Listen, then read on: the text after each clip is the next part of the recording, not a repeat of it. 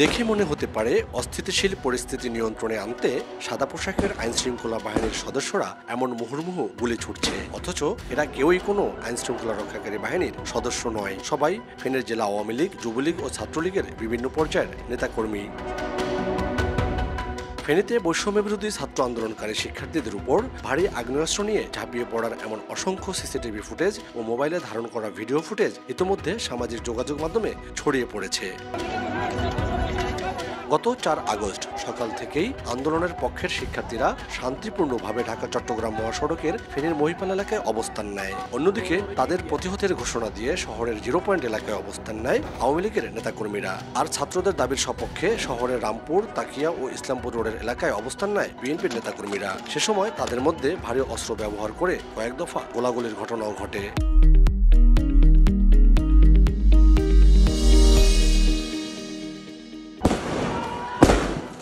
সেদিন বেলা বাড়ার সাথে সাথেই বাড়তে থাকে উত্তেজনা। এক পর্যায়ে দুপুর 1টার দিকে আওয়ামী লীগ নেতাকর্মীরা একটি মিছিল নিয়ে মহিপালে অবস্থানরত শিক্ষার্থীদের দিকে যেতে থাকে। সেই মিছিল থেকেই আন্দোলনকারী নিরস্ত্র শিক্ষার্থীদের উপরে চালানো হয় গুলি। দুপক্ষের মধ্যে কয়েক দফায় ধাওয়া পাল্টা ধাওয়া ও ইটপাটকেল নিক্ষেপের ঘটনা ঘটে। এতে গুলিবিদ্ধ হয়ে এখন পর্যন্ত 12 জন মারা যায়। এ সময় গুলিবিদ্ধ হয়ে আহত হন অর্ধ শতাধিক। এমন ঘটনায় ক্ষোভে ফুঁসে ওঠে পুরো জনপদ। অভিযোগ উঠেছে আওয়ামী লীগের বিভিন্ন জনপ্রতিনিধিদের লাইসেন্সকৃত বৈধ অস্ত্র ব্যবহার করা হয়েছে অবৈধভাবে, অথচ ঘটনার এতদিনেও গ্রেপ্তার হয়নি অপরাধীরা, উদ্ধার হয়নি অবৈধ একটি অস্ত্র। এতে ক্ষোভের পাশাপাশি আতঙ্ক বাড়ছে বিভিন্ন মহলে। অন্যদিকে জেলা আইনশৃঙ্খলা কমিটির সভায় বিভিন্ন রাজনৈতিক দলের পক্ষ থেকে এমন ঘটনার উদ্বেগ প্রকাশ করে লাইসেন্সকৃত আগ্নেয়াস্ত্র জমা নেওয়ার দাবি জানিয়েছেন রাজনৈতিক দল ও বিভিন্ন শ্রেণী পেশার মানুষ।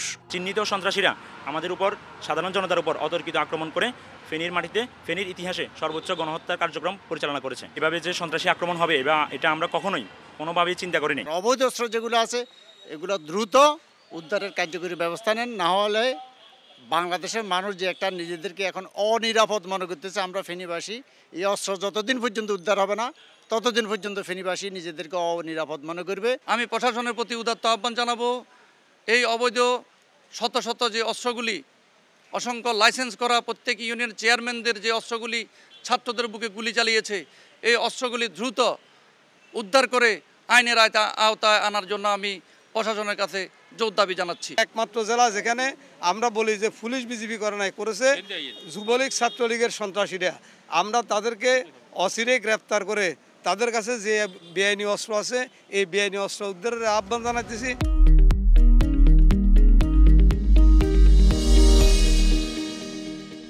আর এসব বৈধ অবৈধ অস্ত্রের বিষয়টি সংশ্লিষ্ট মন্ত্রণালয়কে অবগত করা হয়েছে বলে জানিয়েছেন জেলা প্রশাসক। অবৈধ অস্ত্রর বিষয়ে যেটা বলা হয়েছে, সারা বছরই তো অবৈধ অস্ত্র উদ্ধার অভিযান চলে, এটা আইনশৃঙ্খলা বাহিনী করে। তো এখন এই বিশেষ মুহূর্তে এই প্রস্তাবনাটা আসছে, এটাও আমি আমার দিক থেকে আমার কর্তৃপক্ষকে অবহিত করেছি। এটা স্বরাষ্ট্র মন্ত্রণালয় থেকে সুনির্দিষ্ট নির্দেশনা আসবে, সেই নির্দেশনা আলোকে আমাদের আইনশৃঙ্খলা বাহিনী সেটা বাস্তবায়ন করবে। জেলা প্রশাসনের তথ্য মতে ফেনীর বিভিন্ন শ্রেণী পেশার মানুষের মধ্যে 2 শতাধিক আগ্নেয়াস্ত্রের লাইসেন্স প্রদান করা হয়েছে, যাদের বেশিরভাগই আওয়ামী লীগ সমর্থিত জনপ্রতিনিধি ও নেতাকর্মী। এদিকে এসব ঘটনায় 15 আগস্ট পর্যন্ত ফেনী মডেল থানায় সাবেক সংসদ সদস্য নিজামুদ্দিন হাজারীকে প্রধান আসামি করে 980 জন আওয়ামী লীগ নেতাকর্মীর বিরুদ্ধে 3টি হত্যা মামলা দায়ের করা হয়। পুলিশ জানায় এরই মধ্যে ভারতে যাওয়ার সময় নিজামুদ্দিন হাজারীর ব্যক্তিগত সহকারী PS মানিককে গ্রেপ্তার করা হয়েছে। আতিয়া সজল, সময় সংবাদ, ফেনী।